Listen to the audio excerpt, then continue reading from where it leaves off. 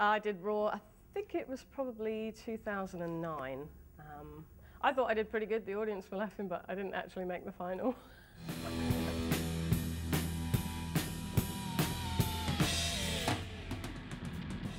I was sitting with my email open all morning waiting for it. So I opened it up and there was just a list of the names of people that had got in and I wasn't on it, so... Computers in the shop are getting fixed at the moment. It got a bit of a punching, so nah, I'm just devastated. I was a bit depressed for about 5 minutes, but then I thought it gives me another year to get better, so I'll be a seasoned veteran for next year, so it's going to be awesome next year. I'm going to win. The thing is that I think Naomi is one of those people who's dedicated to comedy at the moment, and the contest is a means to an end, but you know, she'll carry on afterwards, and she'll benefit from that. You know, she's got years ahead of her because she's just so young. Oh yeah, I'm not going to stop it. I don't want to change my style, but I don't know. I feel like I was selling out and play it safe, middle of the road. That's not really me. So the reason I'm here is because my girlfriend up north dumped me. It's all very sad. Yeah, she caught me wearing her underwear. Now it's just fucking creepy. But about 3 months later, we got back together and engaged, basically over the phone. And yeah, we're getting married probably January, February next year. So hopefully I'm in the Raw final for it. And give everybody give them all a rev up. Seriously, is never take it to heart, always bounce back. You know, it was a massive pole axe to the face, really. It just absolutely knocked me sideways for an hour. And then the week afterwards, did my own show in the festival. Me and my friend did a show in the festival and had a sellout night, so.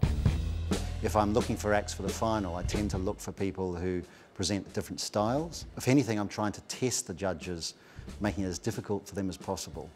You know, to go through and be asked for the final, I was really, really happy, real stoked. I definitely didn't expect to be good at all. I just wanted to sort of get in front of them and be like, okay, this is the most awkward situation in the world, you know? And I didn't even find out till quite late. I got a text from my friend James. It's like, yeah, we're in the final. And yeah, it's exciting. Yeah, for sure. I mean, this is like, I think it's more nerve-wracking because it's a competition. But it has been the whole time, so I guess it's like even worse. Like you're kind of thinking, I can't muck up. I've got to go out there.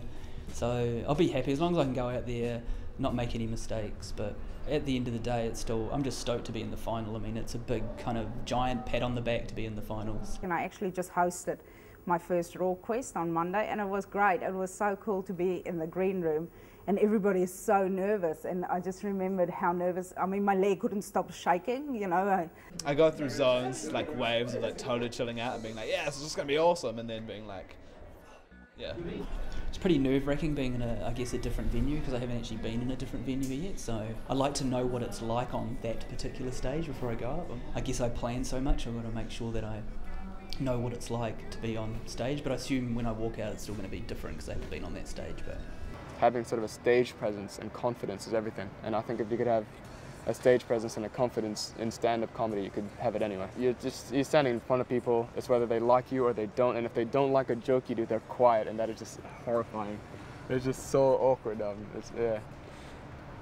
Thankfully that's only happened once, but yeah, it was horrific.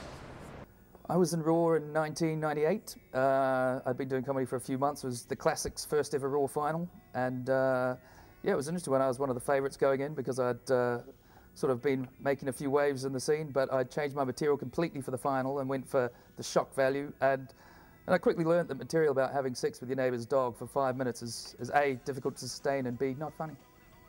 I'm just saying, don't freak out. Thanks, man. Because, you know, you're all here because you're funny, so it's just going to be a really great night.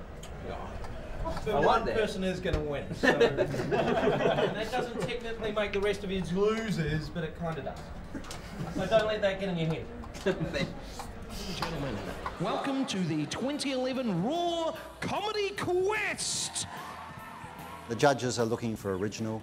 They're looking for stage presence. It includes like their stage craft, you know, how they hold themselves, how they use the microphone, little technical things like that, and their performance. And of course, the most crucial one is funny. You know, they have to have the audience reaction, which means it's a do or die. You know, you might have a really good comedian who's been fairly consistent who just gets it wrong in the final.